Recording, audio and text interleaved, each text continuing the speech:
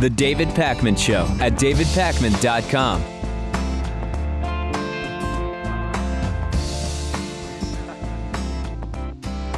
Freedom-loving Senator Rand Paul is doubling down on his earlier claims that vaccines should be voluntary in the name of freedom. He was on CNBC yesterday, and he was interviewed by CNBC host Kelly Evans, who asked the 2016 potential presidential candidate about vaccines. And Rand Paul jumped off the deep end as far as many actual medical experts are concerned, saying that vaccines can cause profound mental disorders. Let's listen to Rand Paul. I chose to have mine delayed. I don't want the government telling me that I have to give my newborn hepatitis B vaccine, which is transmitted by sexually transmitted disease and or blood transfusions. Do I think it's ultimately a good idea? Yeah. And so I had mine staggered over several months. I've heard of many tragic cases of walking, talking, normal children who wound up with profound mental disorders after vaccines. I'm not arguing vaccines are a bad idea. I think they're a good thing. But I think the parents should have some input. The state doesn't own your children. Parents own the children. So after this interview, journalists contacted Rand Paul's office and they asked for evidence of the claims that vaccines can cause profound mental disorders. And Rand Paul's spokesperson, Sergio Gore, did not address those claims and instead said, no. Rand Paul mostly supports vaccines in principle. He just thinks that many vaccines should be voluntary. So again, Lewis, a claim made about the connection between mental disorders or diseases, etc., and vaccines as the cause. And then sometimes we see just debunked data about that. Here we see no data presented whatsoever. Now, he said that he received his vaccines and his kids got the vaccines, that he staggered them. He didn't receive them all at once. And I'm guessing that he probably is aware that it's a good idea to be vaccinated against the things we need to be vaccinated against. But does he have a valid argument here in that we should just really educate the hell out of people, but still make it a voluntary thing? See, that's the thought I had, which is it's not crazy to think that there should be choice when it comes to medical treatment, right? If you want people to have choices with regard to medical treatment, that's a fair thing.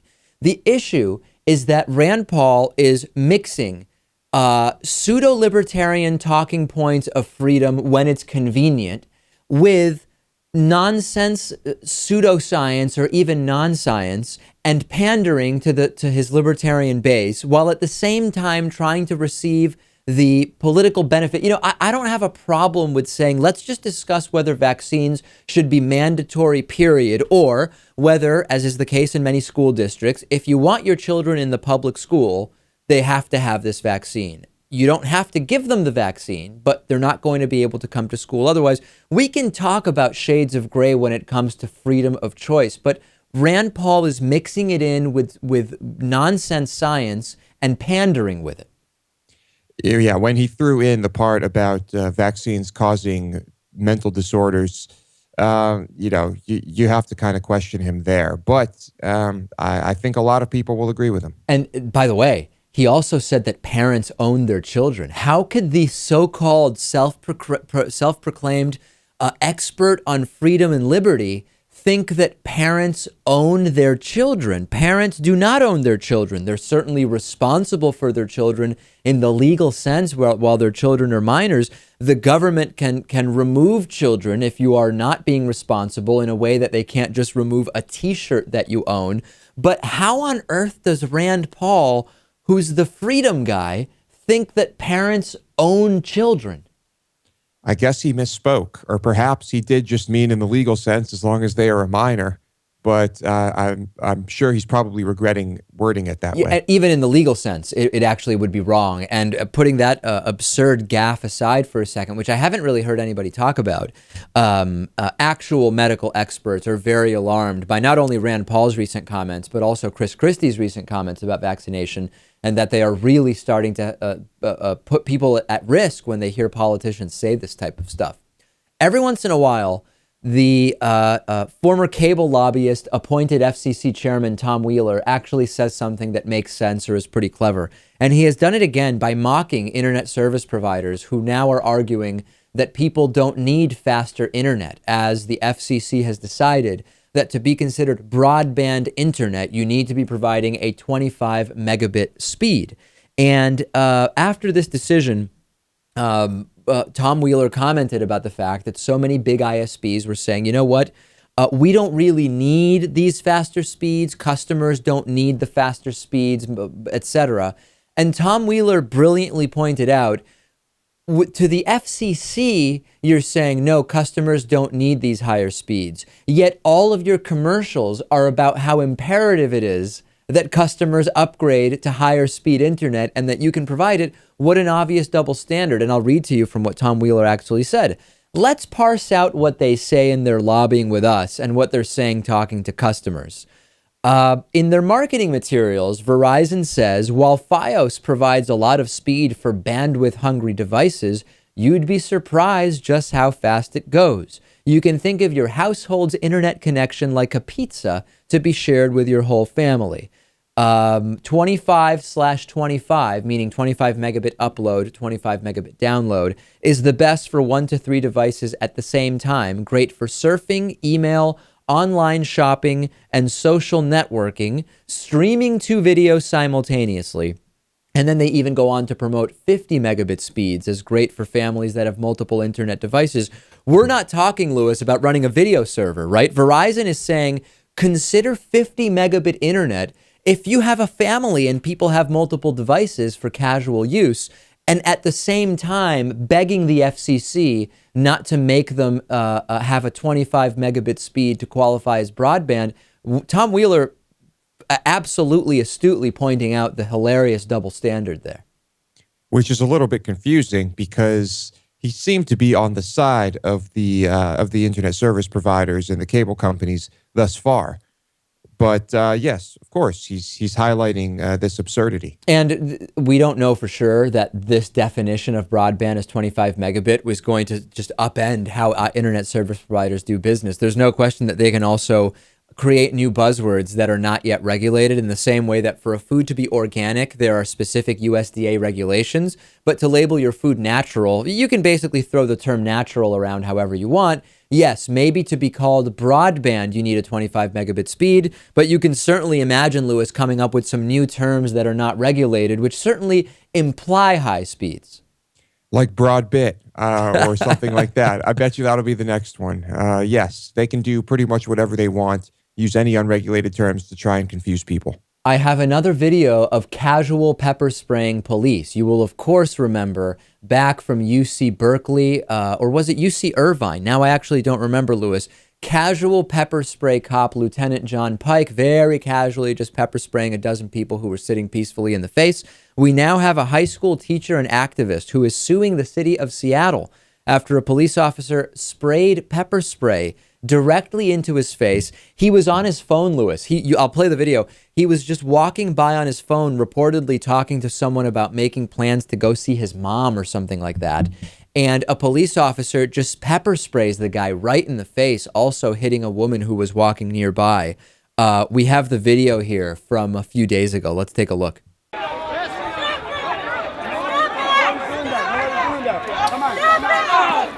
They just sprayed.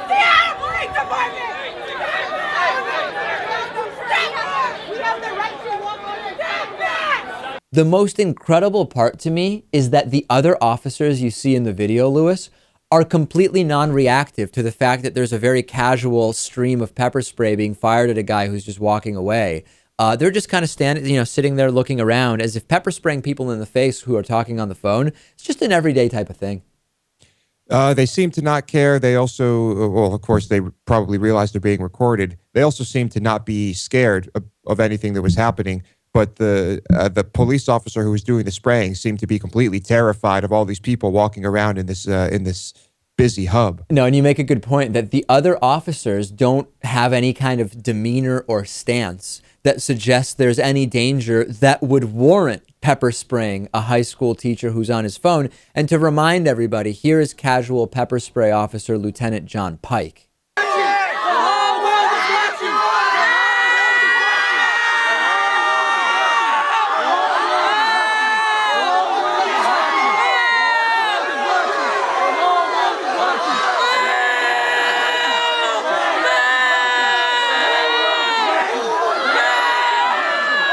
I really don't get how people like this maintain their jobs as police officers. Lieutenant John Pike ultimately didn't, but ended up getting a pretty nice big settlement, which actually was more than what each of the pepper sprayed victims received. Yes, and he became an internet sensation. The pictures are very funny, the superimposed pictures. But this is just crazy. The guy was walking. The guy was like turned around to look back as he was walking away from the cop when he got sprayed. There was no danger of any sort. If you imagine having a circle and having a tangent line, right? If you imagine the radius, the pepper spray radius of the police officer as the circle, this guy walked a tangent line that may have touched the edge of her circle, and she just opens fire on him. Yes, a very scared police officer. Scared of what? I'm not sure. Probably scared of everything. Someone who clearly should not be carrying any type of spray, stun gun, or gun or pistol. Listen to this. The chairman of the Republican House Subcommittee on Human Rights is under fire for his claim that gay rights are not human rights. This is U.S. Congressman Chris Smith, who announced, quote, "I am a strong believer in traditional marriage, and I do not construe homosexual rights as human rights."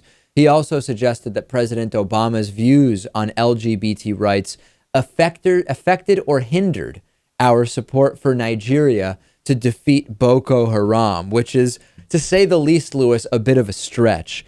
Heightening the impact from this is the fact that this guy is the chairman of the subcommittee on Africa, global health, and global human rights. Someone who we would think, and maybe my standards are too high, Lewis, maybe because someone is a chairman of a human rights committee, it's unfair to expect that they would have even the most remote understanding of what human rights are. But to me, when I hear that gay rights are not human rights, and this guy is in charge of a committee on human rights, that's a concern to me.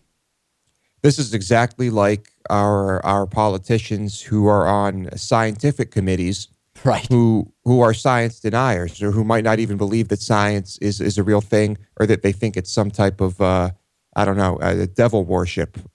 This is pretty much on par with that. And the implication is obviously, if gay rights are not human rights, the implication is gay people are not actually human. And if we can for a second get past the absurd, bigoted, offensive nature of these comments, let's just explore it for a second. We know that there's homosexuality in hundreds or even thousands of species.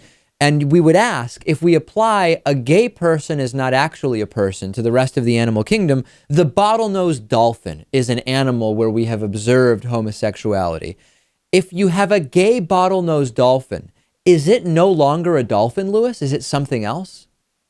Well, in certain countries, dolphins are considered non-human people. And as far as I know, there are no laws there about whether those dolphins can be gay or not. So I would say that a gay dolphin is still a dolphin and still, in some cases, a person. If you observe homosexuality amongst meerkats, does the meerkat no longer stay a meerkat if they are gay? I mean, the logic is absurd and it is obviously offensive. And just as a side note for reference, I don't think this will surprise anybody. It turns out that Congressman Smith received $10,000 from the anti-gay hate group Family Research Council in last year's election cycle. After the break, probably our last discussion of NFL football for a little while. And Mike Huckabee also makes just some very strange comments about bacon, shrimp, and gay people. The David Pakman Show at davidpakman.com.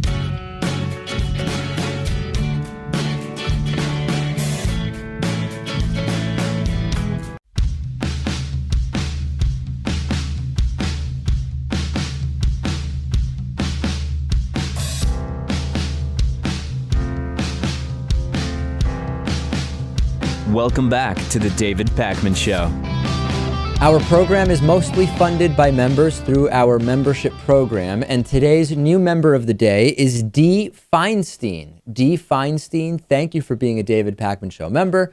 And today we have a David Pakman Show Hall of Fame membership inductee, and that is Melinda Haynes. Melinda Haynes has been with us for 4 years and now gets a free David Pakman Show apparel item of her choice. just email us, Melinda. Let us know, and we will get that out to you. And as some people know, I got a few birthday gifts, actually, were waiting for me here when I arrived back at the studio today. It was my 31st birthday yesterday, and last week I got an email from a viewer who said, David, I want to do something for new members for your birthday. Since you're turning 31, I'm going to sponsor 31 memberships down to a discounted price of $31. A membership is normally $60. This generous member is putting $29 towards these memberships so that you can get a membership for only $31. All of the great membership perks are included. We started with 31. We did an email blast a couple of days ago about this, and we're now down to 11 of these memberships left. So if you want one of these, not half price, but half price plus $1 in honor of my 31st birthday, if you'd like one of these discounted memberships, email us through our website, davidpakman.com, and say, hey, David, I'd like one of the remaining 11 memberships. I anticipate maybe 24 to 36 hours left before these will be spoken for. I know, Lewis, this was hugely exciting to you. It was. I'm going to purchase about, well, no, I can't purchase them all up because they're for other people. But I will be purchasing about 100 regular memberships today. Just to show your support for the discount. Right. Exactly. Very, very good.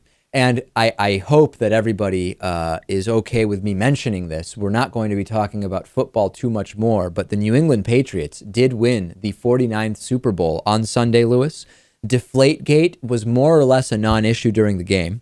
I did think it would be funny, though, if at one point one of the 12 balls that the Patriots bring out is so deflated that it's just floppy, you know, it's just like a piece of leather. And just as a goof, you know, but it was probably not something to joke about as tensions were running very, very high.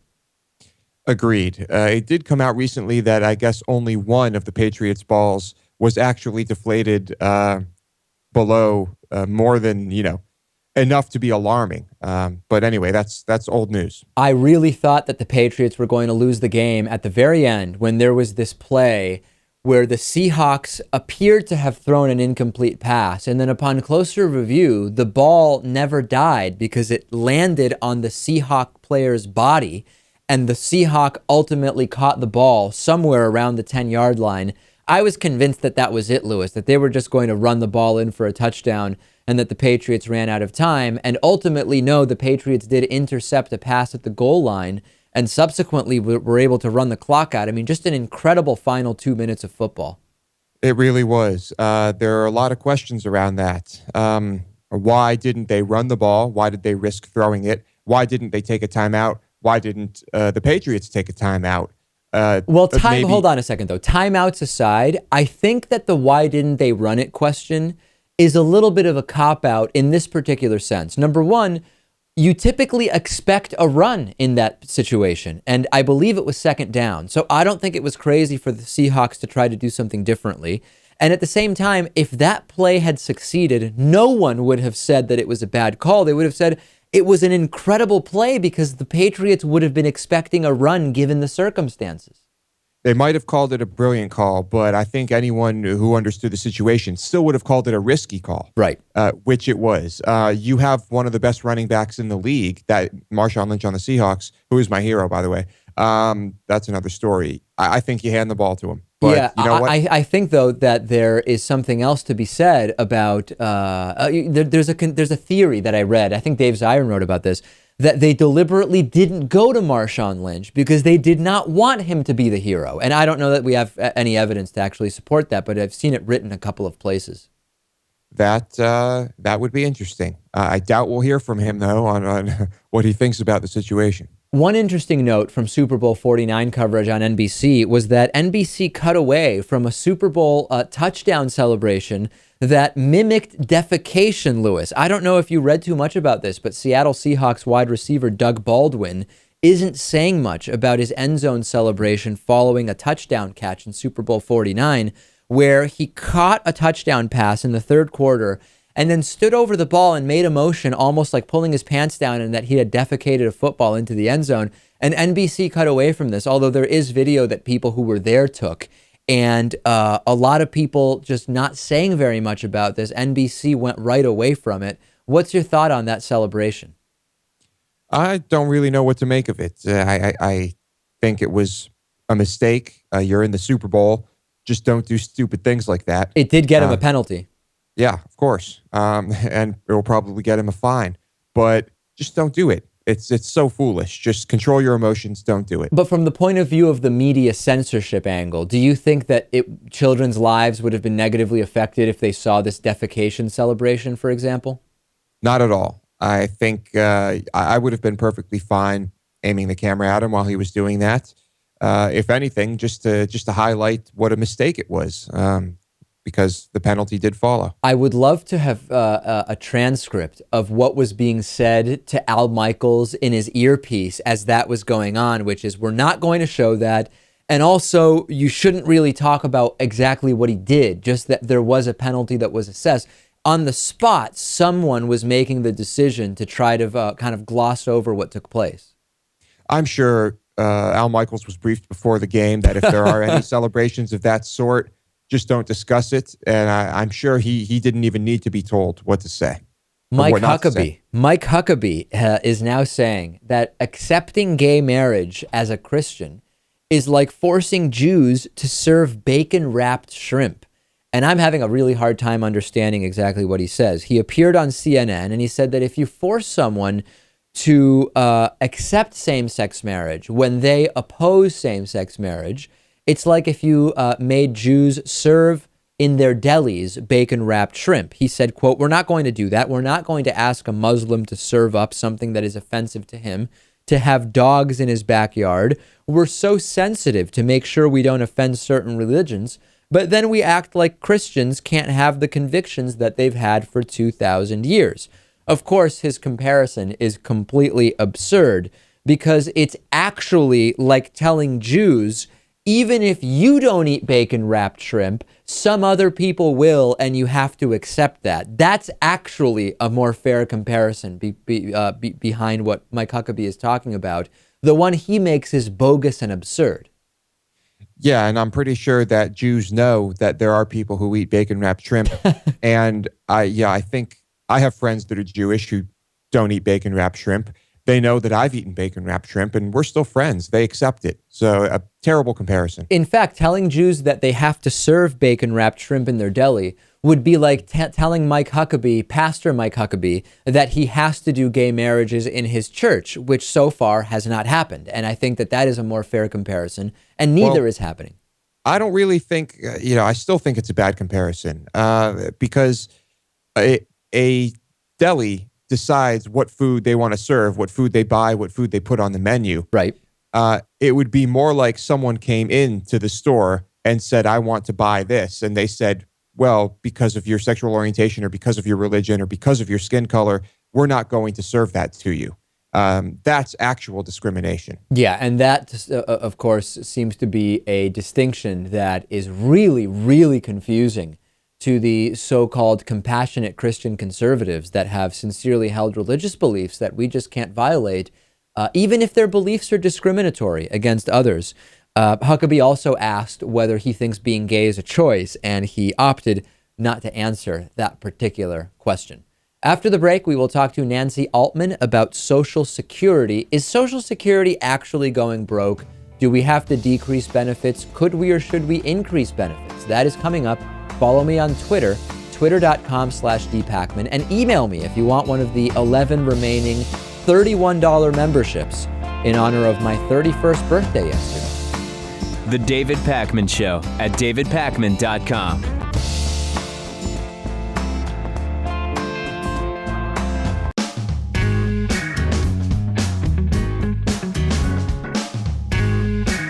Welcome back to the David Pakman Show. I'm joined today by Nancy Altman, who is co-author of Social Security Works, Why Social Security Isn't Going Broke and How Expanding It Will Help Us All. Nancy also served as a staff advisor to the 1982 National Commission on Social Security Reform. Nancy, I find that in general there's two streams of opposition to Social Security benefits. One is we can't afford it, and the other is not everybody deserves it. The latter is a more moral argument that is maybe not the best one to tackle today, but I want to talk about the finances of it. Social Security is not going broke, is it? Not at all. In fact, Social Security is a very conservatively financed and managed pension arrangement, so that it cannot have benefits unless it has all the income to cover the cost. It's got very stable source of revenue. It's from workers matched by their employers is the predominant way that it's funded. And it projects out every year. It's got a board of trustees. Make sure that it can always pay benefits. It projects out literally 75 years every year. Now, this is the 80th anniversary of the program. The program's only been around 80 years, but still every single spring it projects out 75 years. When you project out that far, sometimes you're going to sow way out in the distance a surplus. Sometimes you'll find a deficit, but there's we're the wealthiest nation in the world. There's no question we can afford this program. There's a lot of discussion of the issue of Social Security funding and its fiscal, how fiscally responsible it is to provide these benefits in relation to discussions about the national deficit. And what I think a lot of people may not know is that the connection that is being drawn, so to speak, between funding Social Security and the deficit is one that seems to be fallacious at its root, is it not? Exactly. Social Security does not contribute a single penny to the deficit. It is, as I say, has its own dedicated revenue stream and has no borrowing authority, cannot pay benefits unless it has sufficient money to cover the cost. Indeed, it actually is in surplus. It has an accumulated surplus of $2.8 trillion and growing. So explain why it is that we hear so much that the Social Security Trust Fund is running out. What does that mean? Is that true? And why has it become such a popular talking point? The Social Security, as your question indicates, has a reserve that is kept in trust for the American people, just like any other kind of pension trust. So whenever there's a surplus, the money is invested, and it's invested in the safest investment on earth, Treasury bonds backed by the full faith and credit of the United States. Now, as I said, it projects out 75 years. And over that 75-year projection period, the latest estimates do show that without change, Social Security can still pay all benefits in full and on time until 2033. But after that, it will have drawn down that reserve and would be able to still pay 75 cents on the dollar from its then current revenue, but not 100%. And of course, it has to and should pay all the scheduled benefits.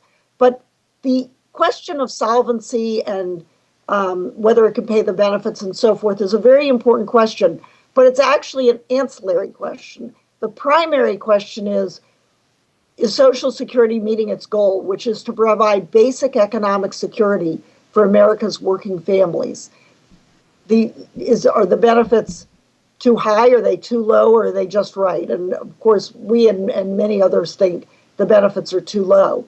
Once you decide what kind of economic security we want to provide for ourselves through this program, the next question is, what's the fairest way to pay for it? How do you distribute the cost?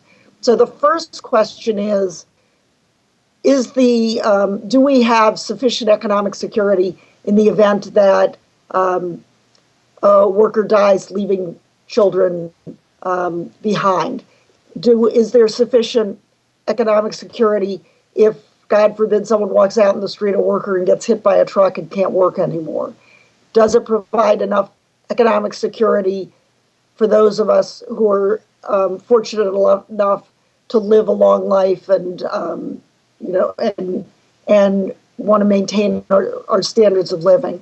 So those are the basic questions. And in fact, in our book, Social Security Works, we think that the kinds of benefits should be added so that there should be other cases where wages are lost. For example, when at the birth or adoption of a child, if you become sick and you need and your employer doesn't provide paid sick leave, that should be something covered by Social Security. Yeah, something fundamental that just about every other country at our level of development has. Let's talk a little bit about what you mentioned with regard to the funding of Social Security. As some people may know, there's an income limit beyond which you do not pay into Social Security. And in 2014, that was $117,000. I think in 2015, it's being bumped up slightly to $118,500. And very often when this is discussed, we hear from the very rich that if you remove the income limit altogether, that it would place kind of an undue burden on the rich. I don't necessarily want you to address that specifically, but what I would love to hear from you is, couldn't we do really well simply by raising that limit somewhat, not by uncapping it completely, right? So if you make $1 million a year, you still wouldn't pay on that $1 million in income. But what if we simply doubled it, for example, from 118 to around 240? What would the impact be of that? Well, it's interesting you pose the question that way, because we are the wealthiest nation in the world, and we have had an upward redistribution of wealth, where wages have stagnated for most people, but have where all the productivity gains have gone to those at the top.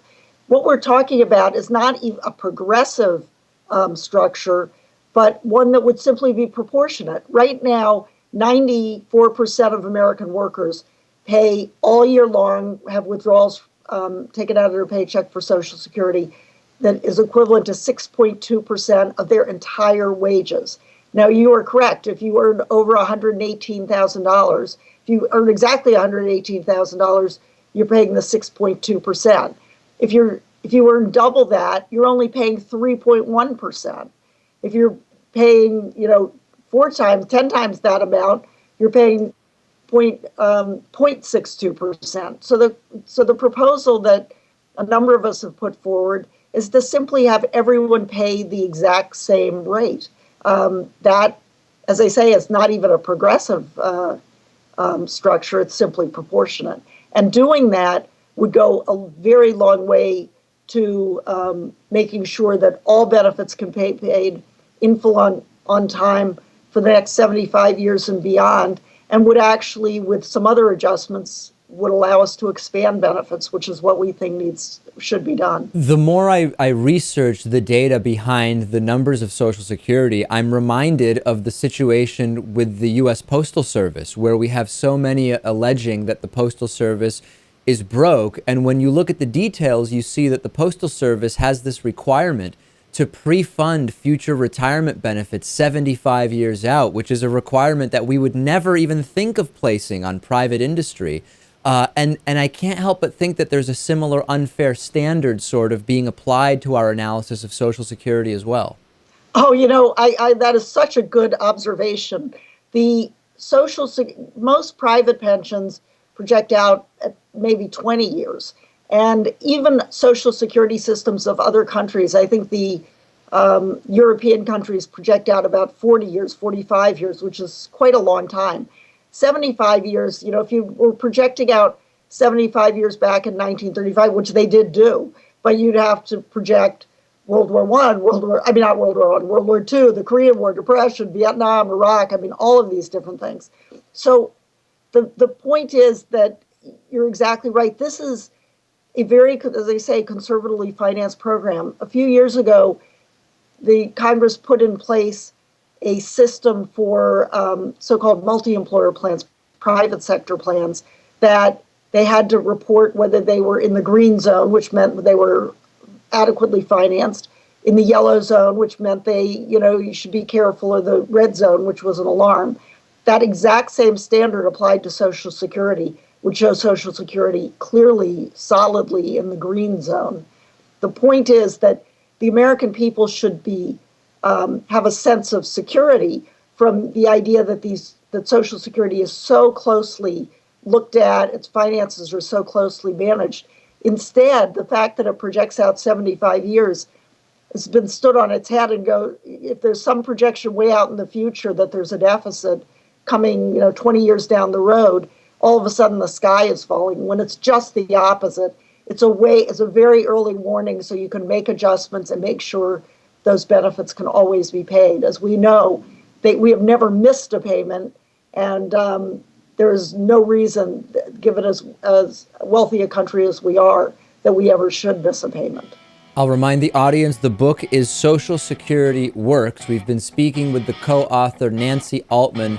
Really great to have you on. Thank you so much. Thank you so much for having me. The David Pakman Show at davidpakman.com.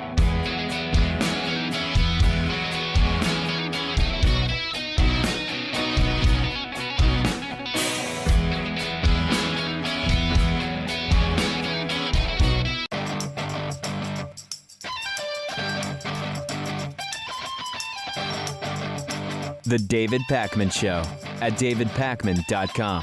In a story kind of reminiscent of the magic bullet theories around the John F. Kennedy assassination, a 3-year-old boy in Albuquerque, New Mexico has fired one shot from a handgun that wounded both of his parents after finding a handgun in their Albuquerque motel over the weekend. And according to investigators, the toddler reached for an iPod but found the loaded weapon. Police say that the shooting was accidental, although I really increasingly don't know what that even means in these circumstances. The bullet first struck the father in his buttock and then hit the right shoulder of the mother, who was 8 months pregnant. The 2-year-old sister was present but unhurt. Both injuries non-life-threatening, according to authorities. And police said that the father was treated and released from a hospital while the mother was hospitalized in stable condition. They're going to forward the case to the DA's office to see if there is any negligence that was criminal in terms of allowing the gun to be in a place where the boy could access it. I wish we had Zapruder-style film of this, Lewis. I mean, it's quite a magic bullet there. It really was. That kid is quite a shot. I believe the gun was in the purse of the woman, and that's where it was. So it was within reach, obviously, of the toddler. I'm calling criminal negligence on this one. And I'm calling that the authorities won't, because they almost never do in these cases. And it's just, it was just an accident and everybody's good guys with guns and let's just move on and go on to the next thing, because we rarely do see charges in these cases. We rarely do. What if that bullet went through one of the walls and killed someone in an adjacent room?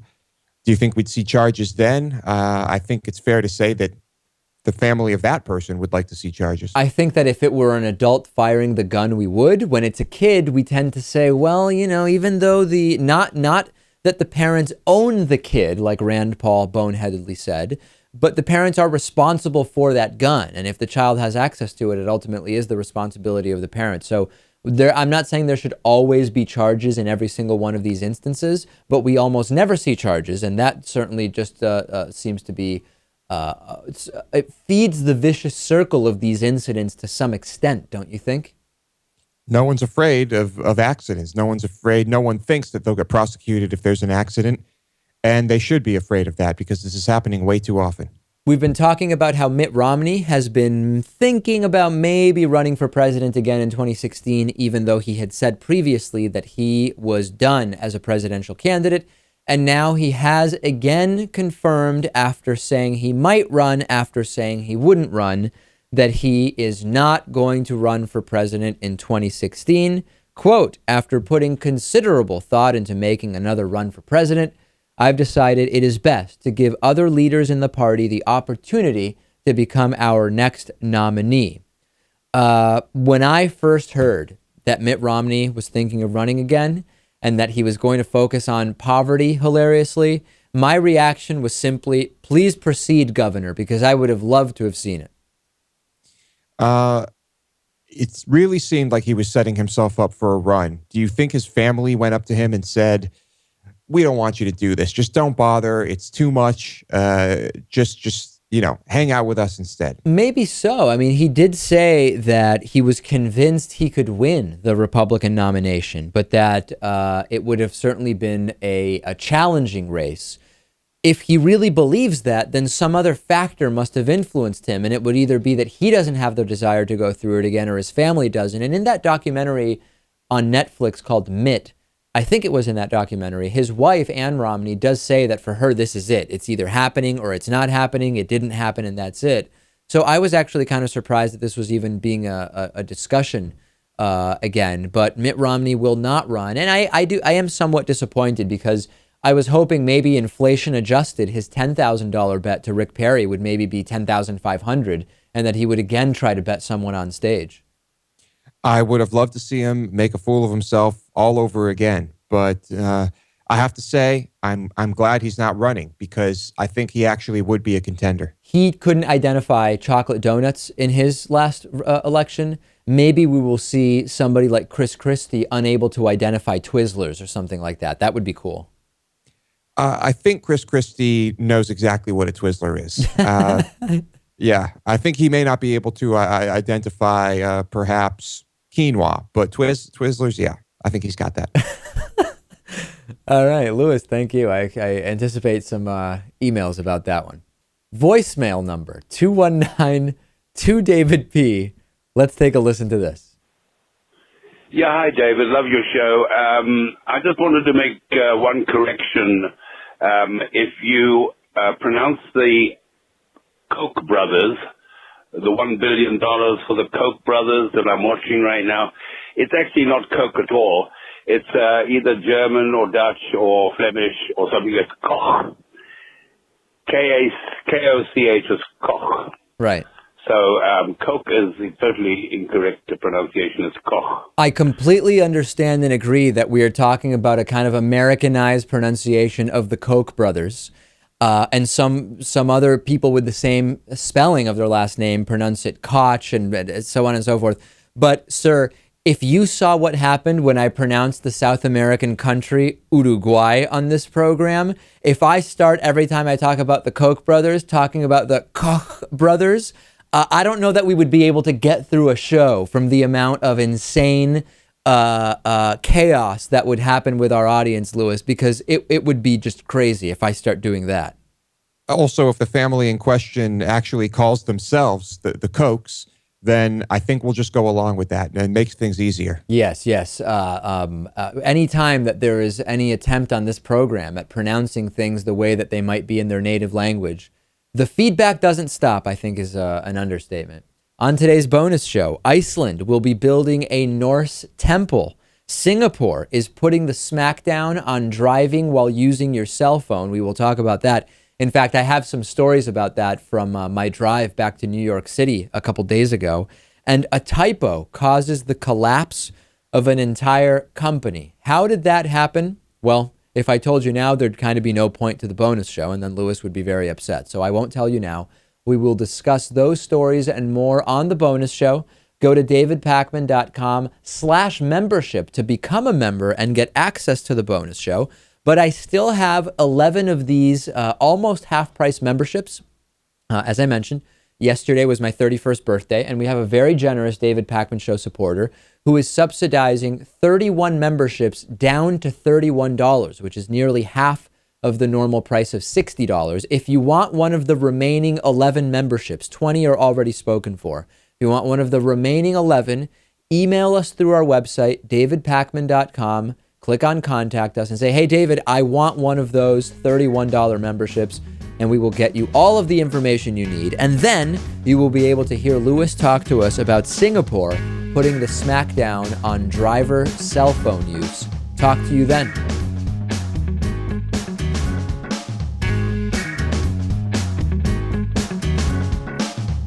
The David Pakman Show at davidpakman.com.